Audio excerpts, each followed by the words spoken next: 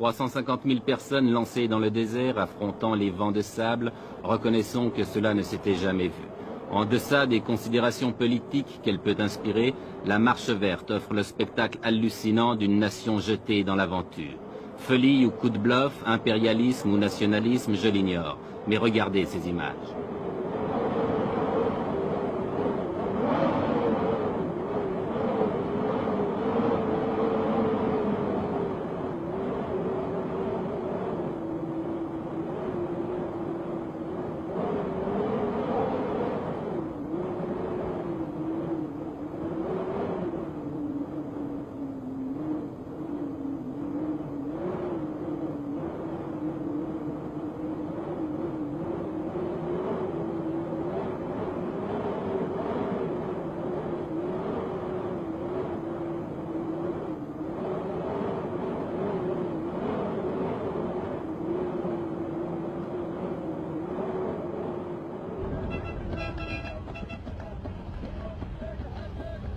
« 350 000 personnes dans le désert, cela signifie 10 000, oui, vous avez bien compris, 10 000 camions. En une journée, ce sont 5 convois comme celui-ci que nous avons rencontré sur la route.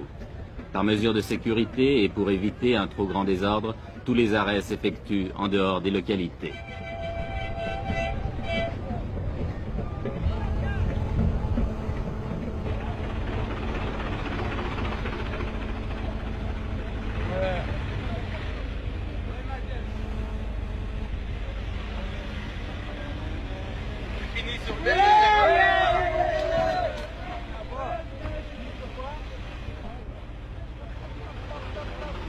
Chaque fois que nous dépassons un convoi, nous retrouvons la même atmosphère, une atmosphère de frénésie. Et chaque fois aussi que nous interrogeons les gens, ils nous font les mêmes réponses. Écoutez. Jusqu'où vous allez? Sahara. Pourquoi vous ne laissez pas le peuple sahraoui s'autodéterminer, choisir lui-même? Parce que le peuple sahraoui est sous la domination du roi. Comme vous dites, c'est... Sahara, c'est à nous. Non. Pour être juste, les Sahraouis, c'est nous. Et les Sahraouis, ce sont des Marocains pour vous? Oui, c'est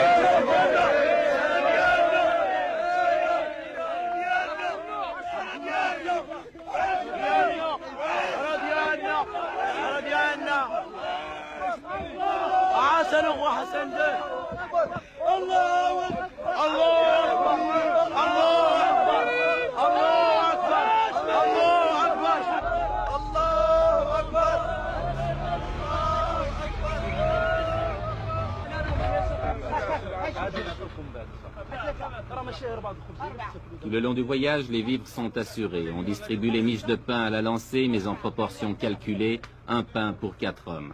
Le convoi se ravitaille donc, puis reprend la route.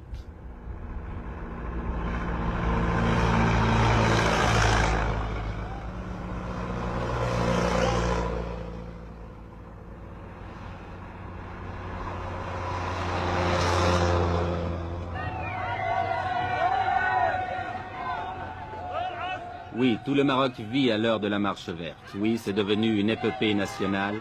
Chaque traversée de ville en témoigne.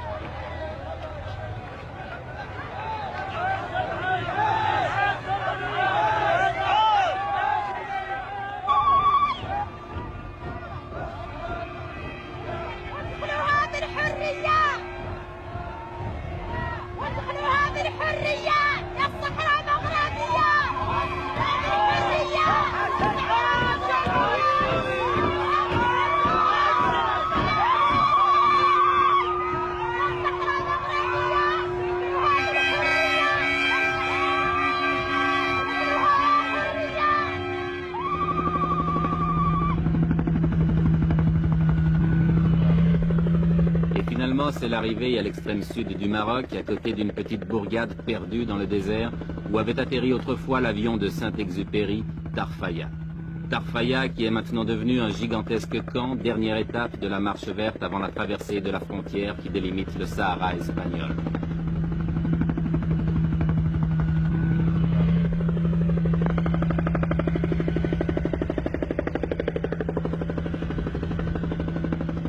Dans ces alignements de tentes et de camions, on s'est installé province par province. Et l'ambiance de ce campement le fait ressembler à un Woodstock du désert.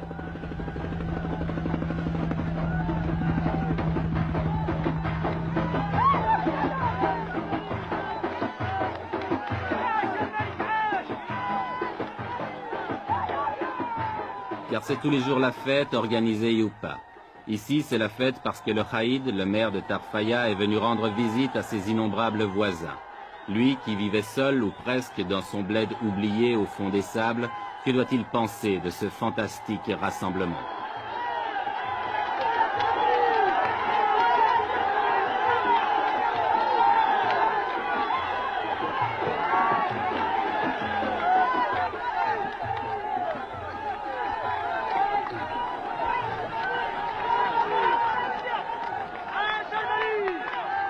Avec une prodigieuse capacité d'adaptation, la foule s'est installée rapidement. On a nettoyé le sol des cailloux pour en faire des clôtures, on a dressé des tentes de fortune, et il ne reste plus qu'à tuer le temps en attendant l'ordre du roi pour se remettre en marche vers les terres spoliées.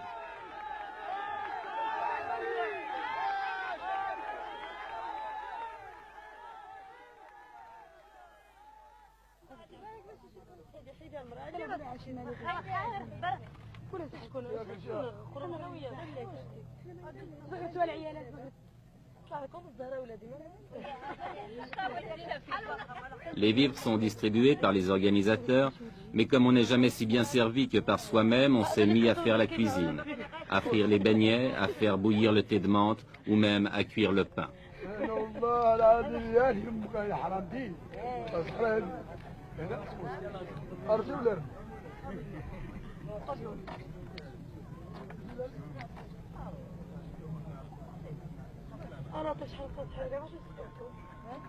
Ici et là, les 1001 petites occupations de la vie quotidienne.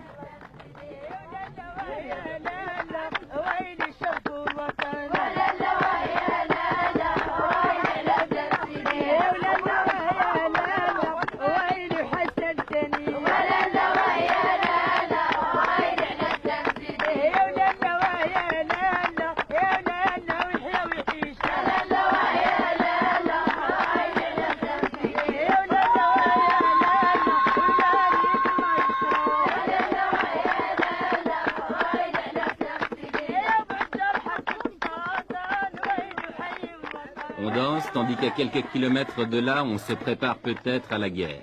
L'Espagne, depuis le week-end dernier, a tout à coup durci sa position et ne semble plus du tout disposée à laisser pénétrer la marche verte sur son territoire. Que va-t-il se passer? Mais qui se pose ici ce genre de questions?